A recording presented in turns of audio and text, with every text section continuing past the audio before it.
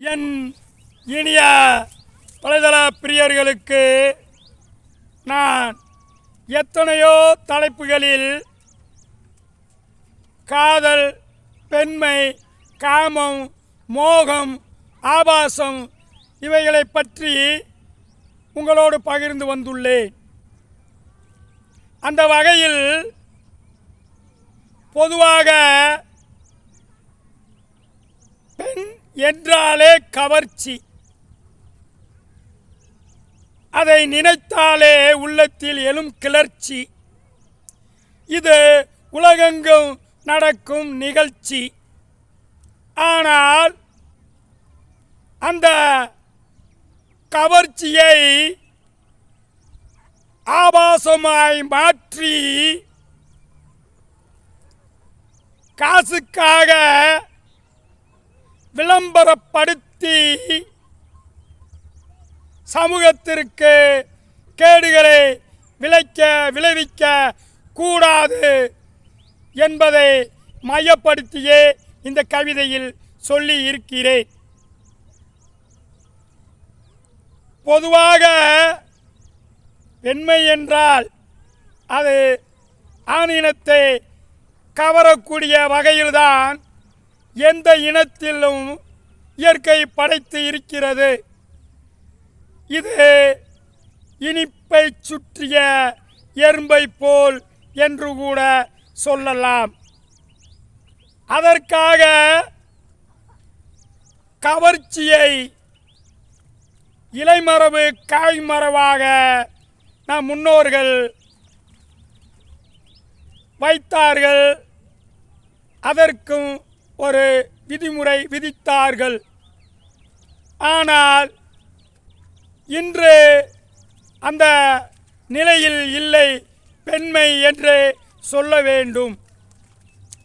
நான் எல்லா பெண்களையும் நான் குறை சொல்ல முனையவில்லை, எழுதவில்லை.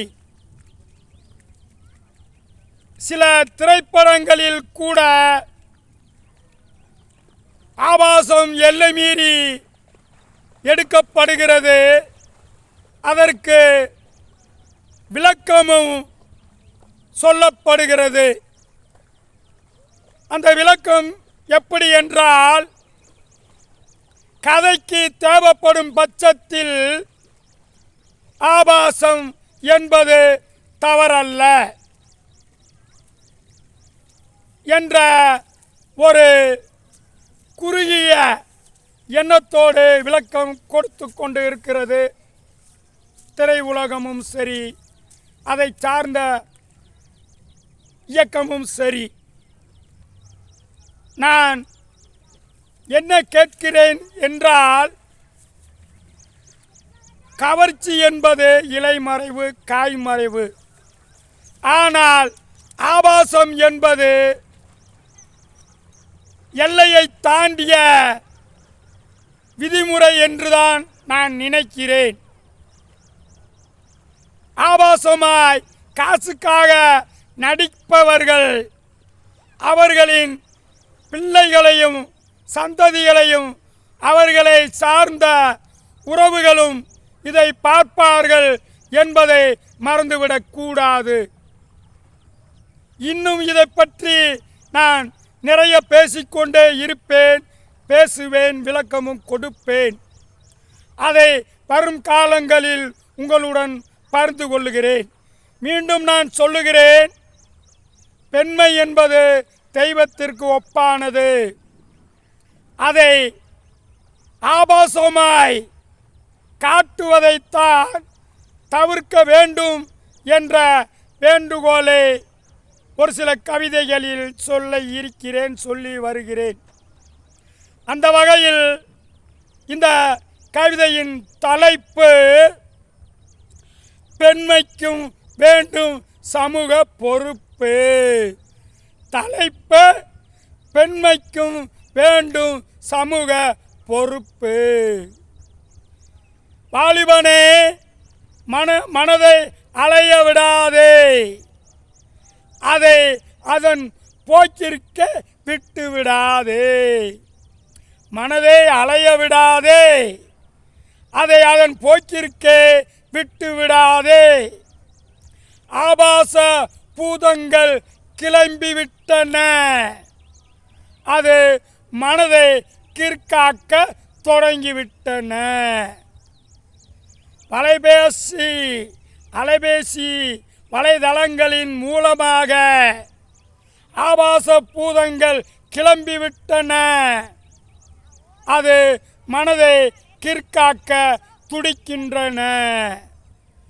பணத்திற்காக ஆபாசம் விலையாகின்றன.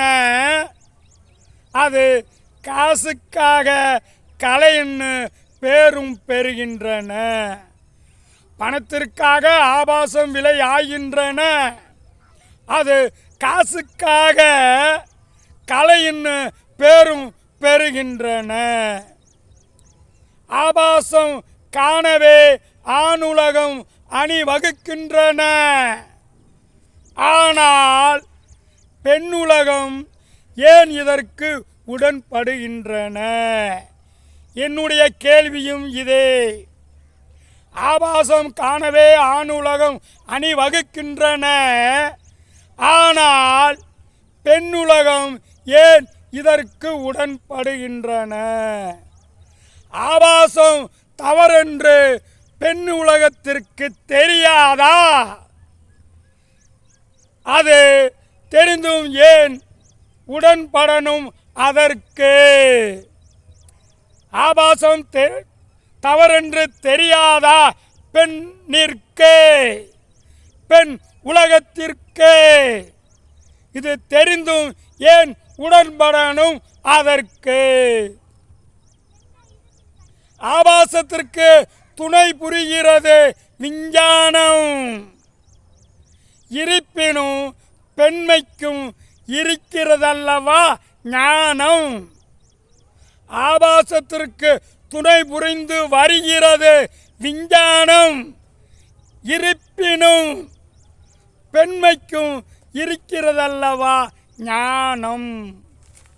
ஆபாசத்தை நாடும் மனம் சிந்தனையை ஆட்டி படைக்கும் தினம். ஆபாசத்தை நாடும் மனம் சிந்தனையை ஆட்டி படைக்கும் தினம். இது மனதை ஆக்கும் ரணம். இதனால் சீக்கிரம் அழியும் மனித குலம். ஆபாசம் மனதை ஆக்கும் ரணம். இதனால் சீக்கிரம் அழியும் மனித குலம். ஆபாசம் இருபாலருக்கும் பொது. விஞ்ஞானத்திற்கு தெரியாதா இது? ஆபாசம் இருபாலருக்கும் பொது. விஞ்ஞானத்திற்கும் தெரியாதா இது? பெண்மையை ஆபாசம் காட்டுவதை தவறினால் உத்தரவாதம் மற்றதாய் மாறிவிடும் உயிர். பெண்மையை ஆபாசம் காட்டுவதை தவறினால் உத்தரவாதமற்றதாய் மாறிவிடும் உயிர். குறிப்பு, அவர்களை எச்சரிக்க வேண்டும் என்பதல்ல என்னுடைய நோக்கம். சமூகத்தில் தவறான வழிகளை இளைஞர்களுக்கு போதிக்க வேண்டாம் என்பதே என்னுடைய போதனையின் இலக்கு.